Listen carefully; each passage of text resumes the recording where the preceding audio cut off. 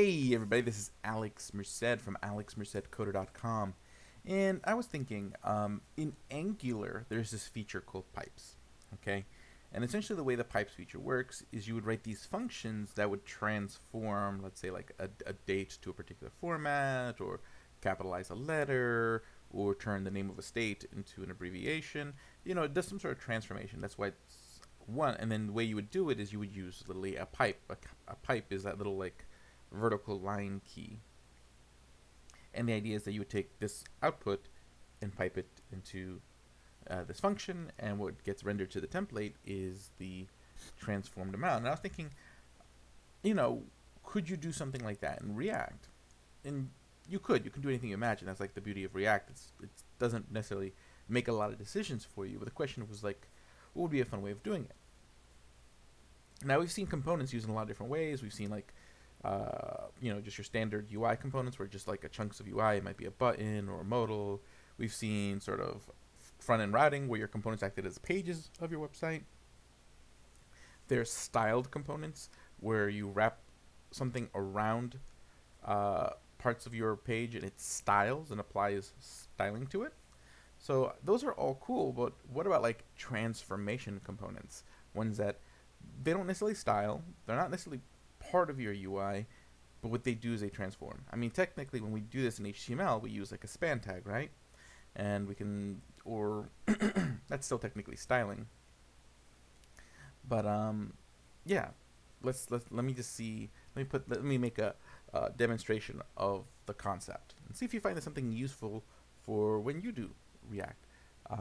So I'm gonna go open up a new terminal. I am going to create a new React project. So npm init vitae, and then we're just gonna call this like transformations React. Okay, cd into transformations, and then do an npm install. Fun. Okay, and what I want to do is create a folder called transformations. So this will be where we put components for different like transformations, or we call it transformers. That'd probably be a cooler name. Transformers. Conversions in disguise. So essentially, I'll create a new file, and we're going to say, we'll call this all caps. This will be the all caps component. Okay. Import React from React, because we're using the Vitae template, which apparently hasn't applied the new Babel transform. So I still have to import React. Function all caps props. Okay. So first off, I'm going to say return a span. So a span has basically it's an inline element, so it won't push things up to the next line. It won't really interrupt the flow of my content, and it applies no styling by default. Okay, so basically, it's almost like it's invisible. And then in there, I can put props.children. So whatever is there is still there.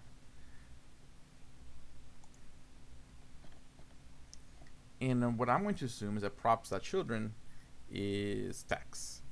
Okay, so we're going to sit there and say props.children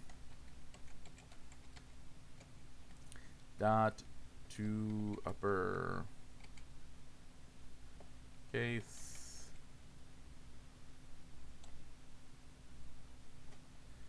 okay. So this will convert to uppercase, and that would then show up here. So that's it. Okay, so you see what I'm doing. All I'm doing is I'm applying a transformation to the props children, which would be the text within the span. And then what I'm going to do is export default all caps. Then I'm going to import this in app. So let's just start the application. And I'm just going to put in here Word to start out with. import all caps from transformers all caps. Good. npm run dev. Okay. Let's see here.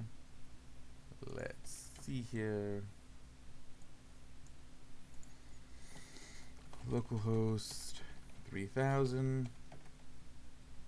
Word. Oh, because I already typed it in all caps. So first let's do it in lowercase. Okay, it's lowercase. Now let's see what happens if I wrap it with my new all caps component.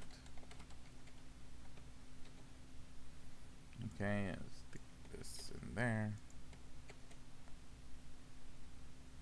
Okay, so far it doesn't work. So that tells me that this doesn't necessarily mutate the original. So let's do this to upper case. If I do it that way.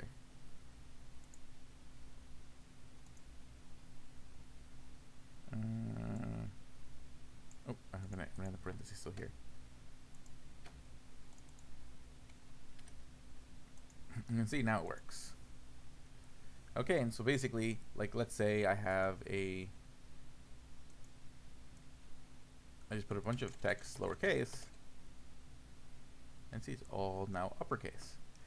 So you could create components that are like, really you kind of end up going back to sort of like old school HTML when you had like bold tags and italics tags, but you can create like very specialized like transformers, and you can create unique things that wouldn't have existed back in HTML. Like imagine one that converts a date object to a particular date format that you want to read, or converts measurements in Celsius to Fahrenheit when you're dealing with data sets that have measurements in one thing, but you need them for your app in another thing. You know, you can create a component that just kind of makes it very clear when you read your code that that's going to show, you know, you're turning Celsius to Fahrenheit.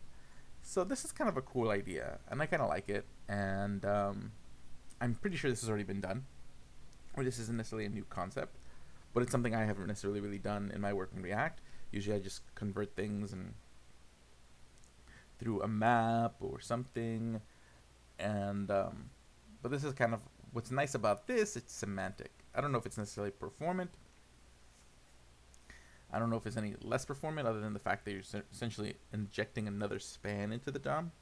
That's not necessarily necessary, but still not the worst thing in the world. And I wonder, like, if I just change this to a fragment, would that work too? Yeah, it would still work. So you could just do it as a fragment, and you inject nothing into the DOM, just your transformed text.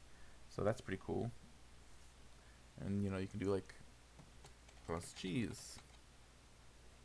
Oh, let me actually put a value for cheese. Plus cheese. And see, it adds cheese at the end. So that's kind of cool. The possibilities are pretty cool there when you really think about like things that you might need to convert here and there. So having like transformer components essentially does the same thing that like pipes do, but you're not necessarily like creating a whole entirely new abstraction. You're just taking advantage of the flexibility of the whole sort of component way of things working. So my name is Alex Merced from alexmercedcoder.com. Have a great day and enjoy. Make sure you subscribe to the Discord and Slack community over there at devnursery.com. And check out alexmercedcoder.com to learn about all my libraries and things that I do, and follow me on YouTube, Twitter. Yeah, there's also like an Alex Merced Coder Instagram. I don't post to it as often, but YouTube and Twitter and LinkedIn are going to be where I'm most active on the coding side. So I'll see you all later. Have a great day and enjoy.